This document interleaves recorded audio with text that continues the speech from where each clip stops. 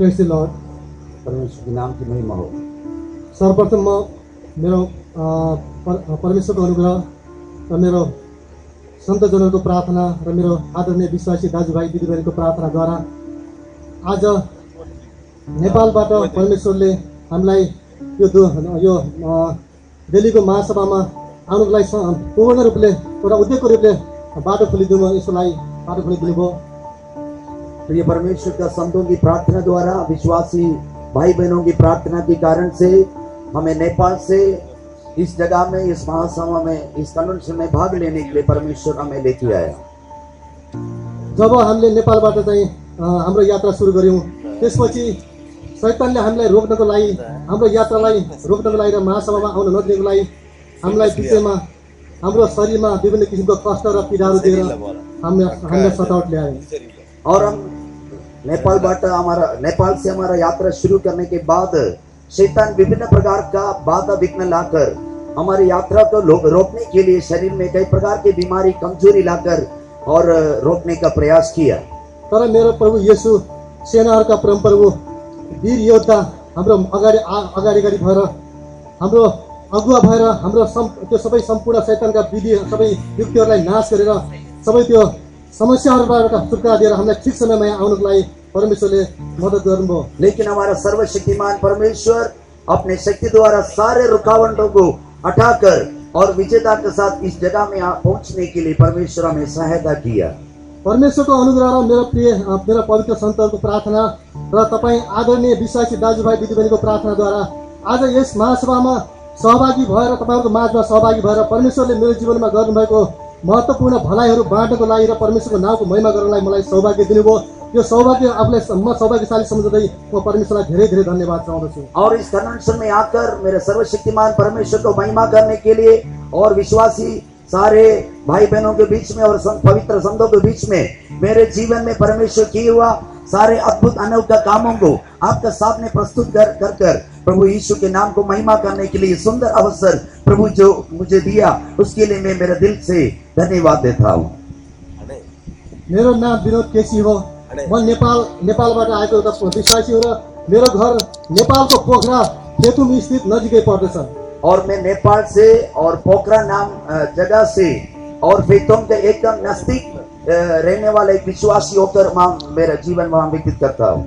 म एउटा साधारण हिन्दू परिवारबाट परमेश्वरले मलाई उद्धार गर्नुभएको हो। मैं एक साधारण हिन्दू परिवार से प्रभु इस महान उद्धार में प्रभु मुझे ले आया। मेरो परिवारमा अरू कसैले पनि उद्धार पाएको छैन।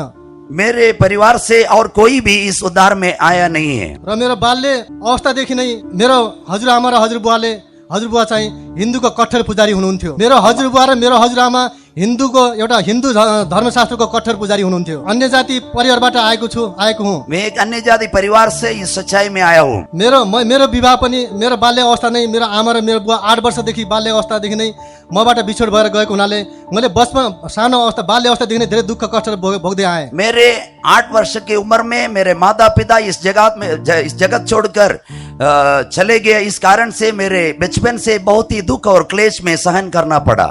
एवं रीतिले म जवानी अवस्था यस दिनहरू बित्दै गएर म जवानी अवस्थामा आएपछि मैले 28 वर्षको उमेरमा मैले एउटा साधारण हिन्दू परिवारबाट मैले विवाह गरेँ। और उसके बाद मेरे जवानी अवस्था में जब हम 28 साल के उम्र का था, उस समय में एक हिंदू परिवार से मेरा एक बहन के साथ मेरे विवाह हो गया। विवाह पश्चात विवाह गरेको 6 वर्षपछि पनि मेरो कुनै बाल बच्चा भएनन्। और विवाह के पश्चात 6 वर्ष बीतने के बाद भी मुझे कुछ भी संतान प्रभु ने नहीं दिया। अनि हाम्रो वैवाहिक जीवनमा विवाह पश्चात धन ठुलो चाहिँ पीडा, कष्ट र दुःखहरू आयो। विवाह के बाद हमारे पारिवारिक जीवन में विभिन्न प्रकार का कष्ट, क्लेश और बहुत आते रहा। र परिवार बाल बच्चा नभएको कारणले गर्दाखेरि हामी सन्तानको लागि नेपाल मात्र नभएर इन्डियाको विविध ठाउँहरूमा हामी उपचार गर्नको लागि हामी हिँड्यौं। संतान ना होने के कारण से नेपाल में मात्र नहीं है, केवल इंडिया के कई भागों में भी आकर चिकित्सा कर किसी प्रकार की संतान प्राप्त करने का बहुत अत्यधिक प्रयास हमने कर दिया। डाक्टरको सल्लाह अनुसार र मेरो श्रीमतीको इच्छा अनुसार मैले विभिन्न डाक्टरहरू र वैद्यहरू र यी सबै ज्योतिषशास्त्रहरूसँग मैले धेरै पैसा खर्च गरेँ। और डॉक्टर के सलाह अनुसार, मेरे बीवी की सलाह के अनुसार भी हमने ज्योतिषों को और विभिन्न वैद्यों को भी बहुत पैसा हमने उड़ा दिया। तर अन्त्यमा मेरो यो जति पनि पैसा खर्च गरेँ तर मैले कुनै सहारा पाउन सकिनँ। कितना अत्यधिक पैसा मैंने मेरे संतान पाने के लिए मैंने नष्ट किया और उसके बावजूद भी किसी प्रकार का लाभ मैंने नहीं उठाया। अन्त्यमा गएर मेरो श्रीमती बिरामी यस अनि त्यसपछि डाक्टरको सल्लाह अनुसार 4-5 पटक डाक्टरले उसलाई अपरेसन गरेर चिरफार गर्ने कार्यक्रम गरे। और 4 वर्ष के बाद डॉक्टर ने शस्त्र चिकित्सा करने का मतलब शुरू किया र 4-5 पटक अपरेसन गरिसकेपछि मेरो श्रीमती बिरामी भइन्। और ऑपरेशन के बाद मेरे बीवी अत्यधिक बीमारी गंभीर बीमारी अवस्था में आ गई। अनि बिरामी भएको 6 महिनापछि उनी मबाट छुटेर गइन्। 6 महिना। और इस ऑपरेशन के पश्चात केवल 6 महीना के बाद मेरे बीवी मुझे छोड़कर इस संसार छोड़कर चले गई। हामीले अनेक किसिमको चाहिँ उपचारहरू गर्यौं तर पनि कुनै किसिमको चाहिँ त्यो उपचारहरू देखा परेन। और कई प्रकार के उपचार और चिकित्सा किया तर पनि किसी प्रकार का छुटकारा और समस्या से हल नहीं हुआ। अन्त्यमा यहाँहरूले जान्नुहुन्छ होला नेपालको मणिपाल भन्ने अस्पतालमा मेरो श्रीमतीको अन्तिम यो बिरामीको चाहिँ निर्णय भयो। और जब नेपाल में पोखरा में मणिपाल जो हॉस्पिटल में अंतिम उस चिकित्सा के बाद इसकी परिणाम इसके अंत क्या है कर जानने के लिए उस बीमारी के क्या अवस्था है कौन सा बीमारी है कर हमें मालूम हुआ। तर मलाई यो भन्न पनि शरम लाग्छ डर पनि लाग्छ किनभने यो बिरामीको यो रोगले गर्दाखेरि संसारमा एउटा चुनौतीपूर्ण अवस्था ल्याइरहेको छ। और इस बीमारी का नाम भी मेरे मुंह से लेने के लिए मुझे ऐसा डर आता है, ऐसा गंभीर बीमारी मेरे जीवन में आया। तर मेरो जीवित परमेश्वरलाई धन्यवाद होस् ताकि आज यो एउटा माध्यमद्वारा तपाईहरुप्रति यो एउटा मेरो चाहिँ जीवनको गवाही बाँड्नको लागि परमेश्वरले मलाई यहाँ खडा गर्नु भएको छ। लेकिन ये परमेश्वर का महान प्रतापी नाम महिमा होने के लिए उस बीमारी के बारे में आपको बताने के लिए परमेश्वर ने मुझे यहाँ खड़ा किया है। परमेश्वरको महिमाको लागि यो बिरामीको चाहिँ म खुलस्त रूपमा तपाईहरुको अगाडि बाँड्न चाहन्छु। और इस बीमारी के बारे में परमेश्वर के केवल उसके नाम की महिमा के लिए खुल्लम रूप में आपके सामने बताने के लिए मैं शर्मिंदा नहीं है। त्यसपछि त्यहाँको डाक्टर त्यहाँको चाहिँ मुख्य डाक्टरको भनाइ अनुसार रिपोर्ट दियो। त्यो रिपोर्टमा HIV एड्स भनेर चाहिँ लेखिएको रहेछ। और डॉक्टरों से जो रिपोर्ट निकला उसके बाद इस बीमारी का नाम पता चल गया। हम सब जानने वाला ये गंभीर खतरनाक बीमारी जो एड्स बीमारी हमारे शरीर में आ गया। त्यसपछि मेरो श्रीमती मबाट बितेर गएपछि मलाई फेरि डाक्टरको सल्लाह अनुसार चेकअप गरियो। और इस बीमारी के कारण से मेरे बीवी इस दुनिया छोड़कर चले गए। उसके बाद डॉक्टर ने मुझे भी चिकित्सा करने के बाद मुझे भी इसी रोग का पीड़ित कर मालूम हुआ। त्यसपछि मलाई पनि डाक्टरले त्यो रोगको चाहिँ सर्टिफिकेट निकालेर मलाई त्यहाँबाट डिस्चार्ज गरिदियो। और ये एड्स रोग का और चिकित्सा करके डॉक्टर ने ये बताया वो भी इस एड्स बीमारी के पीड़ित है करके बोलकर डॉक्टर ने उस हॉस्पिटल बाट हमसे निकाल दिया। त्यसपछि हामी त्यो भाइरल कति बढ्ता छ भन्ने कुरा त्यो भाइरल बढ्दै गएपछि एड्समा परिणत भएर जाँदो रहेछ। त्यसले गर्दाखेरि फेरि हामीले डाक्टरले मलाई चाहिँ काठमाडौँमा पठाइदियो त्यो भाइरल हेर्नको लागि र एड्समा परिणत भयो कि भएन भनेर जाँच्नको लागि। और उस बीमारी के पीछे जो वायरल इफेक्ट होता है असर पड़ता है उस वायरल कितना अधिक हमारा शरीर में बढ़ गया और वो परिवर्तित होकर एड्स बीमारी में आ गया कर जांच पड़ताल करने के लिए हमें मणिपाल से फिर काठमाडौँ में जाना पड़ा। डाक्टरको सल्लाह अनुसार म काठमाडौँ गएर चेकअप गर्दाखेरि मेरो एचआईभीबाट मलाई एड्स हुनको लागि केही मात्रा भाइरलहरूको मात्रा कमी रहेछ। और वहां चेकअप करने के बाद HIV जो पॉजिटिव उसके कीटाणु की मात्रा और उसको पूर्ण रूप में वो एड्स बीमारी में परिवर्तित हुआ करके हमें मालूम पड़ा। त्यसपछि म मेरो जीवनमा मलाई धेरै ठुलो पीडा भयो र म त्यहाँबाट फर्केर आएँ। मृत्युको सर्टिफिकेट लिएर म फर्केर आएँ। और उस डॉक्टर लोगों ने इस प्रकार उसका इस रोग के बारे में बताने के बाद मृत्यु की एक सर्टिफिकेट प्राप्त करेगा। मृत्यु होने वाला है कर ऐसा एक सर्टिफिकेट प्राप्त करेगा। मैं दुख के साथ काठमांडू से फरकर काठमांडू पोखरा में आ गया। त्यसपछि म तपाईहरुको अगाडि झुट बोल्दिन। हेर्नुस् दाजुभाइ दिदीबहिनीहरु यो सत्य हो। प्रभु मेरो साथमा हुनुहुन्छ र त्यसपछि मलाई यो एड्सको बिरामीबाट चाहिँ ग्रसित भएर म संसारमा हरेक ठाउँमा फेरि जान भतरिन थाले। मैले धेरै पैसाहरू खर्च गर्न थाले। और इस एड्स बीमारी के कारण ले इस दुख को, इस कष्ट को लेकर बड़े दुख के साथ बहुत अत्यधिक पैसा खर्चा कर कर इधर उधर में चलने लगा। संसारमा कुनै पनि ठाउँमा यो एड्स बिरामीको उपचार पूर्ण रूपमा उपचार नभएको कारणले गर्दाखेरि मैले आफूलाई फेरि पनि चाहिँ एउटा आत्महत्या गर्ने निर्णय गरेँ। और इस एड्स बीमारी से पूर्ण रूप में चिकित्सा कर कर चंगाई देने के लिए इस संसार में कोई भी जगह मेरे लिए नहीं कर कर मुझे ये बात समझ में आने के बाद आत्महत्या करने का पूर्ण रूप में मैं निर्णय ले लिया। तर परमेश्वरलाई धन्यवाद होस्, त्यस अवस्थाबाट मलाई परमेश्वरले जोगाउनु भयो र मलाई आज तपाईहरुको अगाडि जीवित गवाई लिएर त्यसपछि मलाई त्यो डाक्टरको रिपोर्ट अनुसार डाक्टरमा लेखिएको थियो, डाक्टरको रिपोर्ट अनुसार मलाई लेखिएको थियो कि तपाई यदि राम्रोसँग आफ्नो जीवनलाई मेन्टेनेन्स गरेर राख्नुभयो भनेदेखि तपाईँ 10 महिना मात्र बाँच्न सक्नुहुन्छ भनेर मलाई 2060 सालमा चाहिँ डिस्चार्ज गरेको थियो। और नेपाली साल के अनुसार 2060 दैट मीन्स 2003 या हमारे इंग्लिश कैलेंडर के अनुसार 2003 में डॉक्टर ने इस प्रकार निर्णय किया ये मनुष्य केवल 10 महीना मात्र जीवन बिताएगा, इसके बाद इसका मृत्यु ही मृत्यु। त्यसपछि म घरमा आएपछि मलाई घर परिवारले पनि यो कुरा थाहा पाउनु भयो र मलाई घर परिवारले पनि घृणा गर्न थाल्नुभयो र समाजले पनि मलाई घृणा गर्न थाल्यो र मेरो साथीभाइहरूले मलाई घृणा गर्न थाले। और इस बीमारी के बारे में मेरे पारिवारिक लोग, मेरे जानने वाला, मेरे पड़ोसी सब जानने के बाद वे सब मुझे घृणा करना लग गया। म जीवन र मृत्युको अन्तिम क्षणमा पुगेको थिएँ। मैं मृत्यु का एकदम अंतिम घड़ी में आप पहुंचा।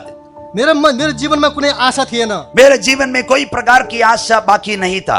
तर जीवित परमेश्वरलाई धन्यवाद होस्, जुन परमेश्वरले मेरो लागि चाहिँ एउटा जिउँदो बलिदान दिएर आज एकजना मानिसद्वारा मलाई फेरि चाहिँ त्यो सुसमाचार दिएर मण्डलीमा आउनको लागि सहायता गर्नुभयो। और प्रभु के विश्वास करने वाला एक प्रभु के विश्वासी द्वारा जीवन क्रूस पर जीवन दिया हुआ प्रभु यीशु मसीह की उस मृत्यु के द्वारा मुझे पुनर्जीवन देकर मेरा यीशु मुझे खड़ा किया। त्यसपछि मलाई 2060 सालमा अन्य मण्डलीको मेरो एकजना बहिनी गएर सिस्टर गएर मलाई सुसमाचार दिनुभयो र म अन्य मण्डलीमा जान थालेँ।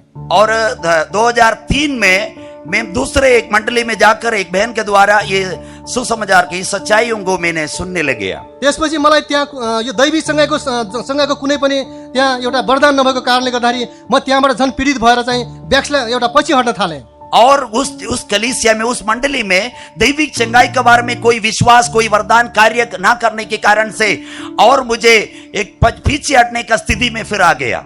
त्यसपछि मलाई हाम्रो परमेश्वरको फेतुमको हाम्रो चाहिँ सन्तरको सेवादार एकजना हाम्रो विश्वासी भाइ मसँग भेट्नु भयो र उहाँले फेतुमको सुसमाचार दिनुभयो र त्यसपछि म फेतुममा आएँ। हमारा new testament ministry the Pentecost mission का हमारा एक विश्वासी के साथ मेरा संपर्क हुआ। उसके द्वारा फेतुओं में हमारा प्रभु के विश्वास घर में आकर प्रभु के संतों के साथ मेरा संपर्क हुआ। जब म फेतुममा आएको थिएँ त्यसबेला म एकदम अन्तिम अवस्थामा सिरियस अवस्थामा पुगिसकेको थिएँ र त्यसबेला मैले पास्टर सिल्वरराजसँग मैले 3 घण्टा बसेर चाहिँ यसको बारेमा कुरा गरेँ। और मृत्यु की अंतिम घड़ी में आप पहुंचा स्थिति में पास्टर सिल्वरराज के साथ मेरा संपर्क हुआ। उसके साथ लगभग 3 घंटा प्रार्थना में उसके साथ बिताने के लिए मुझे प्रभु ने सहायता किया। जुन दिन म अन्य मण्डलीबाट मेरो फेतुममा आएँ सन्तरको सेवामा, त्यसबाट म फर्केर पनि त्यहाँ गएन र परमेश्वरले मलाई त्यसपछि हुर्काउँदै बढाउँदै आफ्नो दासहरूद्वारा हुर्काउँदै बढाउँदै गएर मेरो जीवनको सबै रोगहरू पनि पूर्ण रूपमा अहिले चाहिँ आज परमेश्वरलाई विश्वास गरेको 6 वर्ष भयो 61 सालदेखि म अहिले चाहिँ बिस्तारै गरेर अहिले म पूर्ण रूपमा चाहिँ म चङ्गाई भएको छु। मेरो शरीरमा कुनै पनि सिम्टमहरू छैन। अब संतों का संगति मतलब एक दिन मैंने प्रभु के संतों के साथ संत लोग मुझे एक मेरा मतलब भाई बहनों के समान मुझे पालन पोषण किया, आत्मा में विश्वास में बढ़ाते गया। आज 6 वर्ष बीत गया। पूर्ण रूप में इस रोग से, एड्स बीमारी से प्रभु यीशु पूर्ण रूप में मुझे चंगा किया। मलाई सन्तरको सेवामा भएको जुन वरदानहरू कुनै पनि मलाई शंका भएन र मैले त्यो वरदानहरू पाउने मैले अठोट गरेँ। और इस संतों का संगति में आने के बाद इस चंगाई के बारे में कुछ प्रकार का शंका मेरे जीवन में नहीं आया। मुझे अटूट विश्वास आया, प्रभु ने मुझे पूर्ण रूप में चंगाई प्रदान किया। मेरो सर्वशक्तिमान जीवित परमेश्वरलाई धन्यवाद होस्। मैले यतिमा एउटा कुरा मात्र अठोट गरेँ कि जुन एउटा पापको जड प्राकृतिक मानिस, प्राकृतिक आदम, जुन माटोबाट बनाएको आदम थियो, आज मेरो प्रभु येशू आत्मिक आदम, स्वर्गबाट आउनुभएको आदम, त्यो पापको अन्त्य हुनुहुन्छ भन्ने मैले एउटा अठोट निर्णय लिएँ। और इतना मात्र नहीं है, हमारा यीशु मसीह पहले आदम जो मिट्टी से बनाया गया, उसके बाद असल आदम होकर प्रभु यीशु स्वर्ग से आकर पाप को पूर्ण रूप में नाश किए। यीशु मेरे पाप का जीवन से भी पूर्ण रूप में मुझे छुटकारा दिया कर एक अटूट विश्वास मेरे जीवन में आया। मेरो प्रभु येशूको जीवित बलिदान कुनै एउटा बनावटी बलिदान थिएन। मेरो प्रभु येशूको जीवित बलिदान जुन चाहिँ उहाँले बगाउनु भएको बहुमूल्य रगतले मलाई निको पार्नुहुन्छ भने मैले पूर्ण रूपमा अठोट लिएँ। और प्रभु यीशु की रगत द्वारा, उसके लहू द्वारा मुझे पूर्ण रूप में चंगाई और छुटकारा देने का पूर्ण विश्वास मैंने किया। त्यसपछि मलाई परमेश्वरले यी सबै आश, मेरो विश्वास र उहाँको अनुग्रहद्वारा र परमेश्वरका सन्तहरूको सेवा प्रार्थनाद्वारा, विश्वासको साथ दाजुभाइ दिदीको प्रार्थनाद्वारा अहिले मलाई परमेश्वरले पूर्ण रूपमा निको पार्नुभएको छ। यो तपाईँहरूको लागि एउटा चाहिँ एउटा जीवित गवाही हो। और संतों के प्रार्थना द्वारा, क्रूस पर जीवन बलिदान किए प्रभु यीशु की बलि की शक्ति द्वारा आज मैं आपके सामने एक जीवित गवाही के रूप में खड़ा है। प्रभु यीशु मसीह चंगा करने वाला परमेश्वर एक कर। अन्त्यमा म तपाईहरुसँग विनम्र अनुरोध गर्दछु कि हाम्रो नेपाल देशको लागि पनि परमेश्वरले अझै पनि आफ्ना दासहरू खडा गरेर हाम्रो देशलाई साँचो धार्मिकता, परमेश्वरको धार्मिकता र साँचो संगति दिएर अझै पनि हाम्रो मानिसलाई बचाउनु भएको छ भनेर यहाँहरु सबैले प्रार्थना गर्नुहोला भनेर म विनम्र अनुरोध गर्दछु। अंत में आप सबसे मेरे अनुरोध है, आप सब हमारे देश नेपाल के लिए प्रार्थना करें ताकि असल सच्चाई और धार्मिकता अपने संतों के संगति जगह जगह में प्रभु देकर उस नेपाल देश को प्रभु आशीष करे।